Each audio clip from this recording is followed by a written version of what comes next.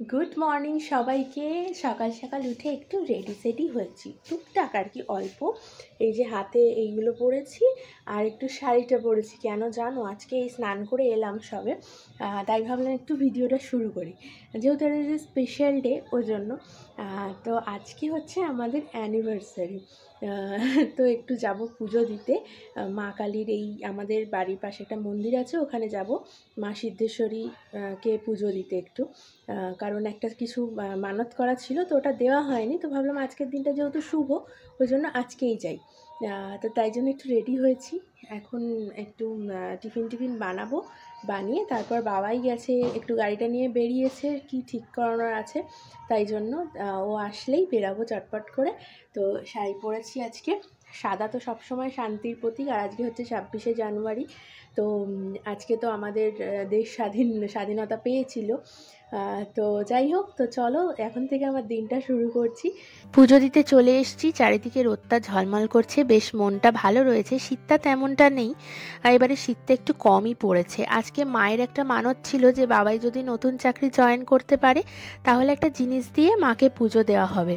তো তাই ভাবলাম আজকের দিনটা আমাদের জন্য স্পেশাল ডে, তো এই দিনটাতেই এই জিনিসটা দেওয়া যাক। এবার বলি, এই সম্পর্কটার বয়স কত? 11 বছর শেষ হয়ে পড়লাম হচ্ছে 12 বছরে।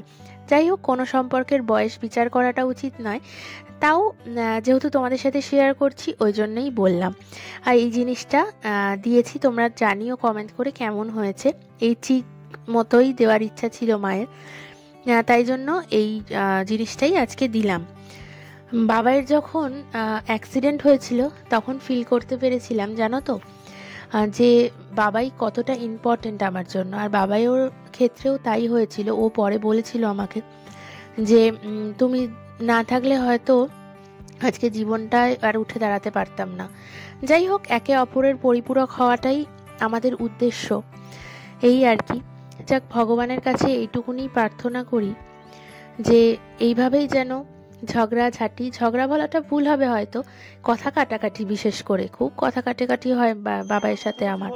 ওর কিছু ডিসিশন ঠিক না মনে হলেই আমি অপরটা বলে থাকি আর কি। যাই হোক, এইভাবেই যেন আমরা জীবনটা পার করে যেতে পারি।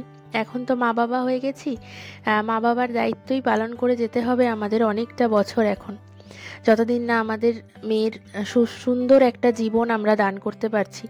আমরা সবসময় চেষ্টায় থাকি সব মা বাবারা, যে যেন আমাদের সন্তানের জীবনটা খুব সুন্দর করে আমরা গুছিয়ে দিতে পারি। আর বাচ্চা তো, মেয়ে সন্তান আরও তাড়াতাড়ি বড় হয়ে যায় ওরা, আমাদের কাছে কিছু বছর ওরা থাকে, তারপরে আবার অন্যের সংসার গোছাতে যায়। যাই হোক, সবাইকে সুস্থ রাখতে পারি যেন, এই প্রার্থনা নিয়েই আমার আজকের দিনটা শুরু করলাম। আজকে আবার সন্ধেবেলাটায় বিয়েবাড়ি রয়েছে, আর পুপু যেহেতু ক্যামেরাটা ধরে দিচ্ছে, তোমরা বুঝতেই পারছো ক্যামেরাটা অনেক, ছবিটা অনেকটাই নড়াচড়া করছে। কিন্তু যাই হোক, পুপু অনেকটাই শিখে গেছে। ভগবানকে প্রণাম করে ভিডিওটা আমার শেষ করছি।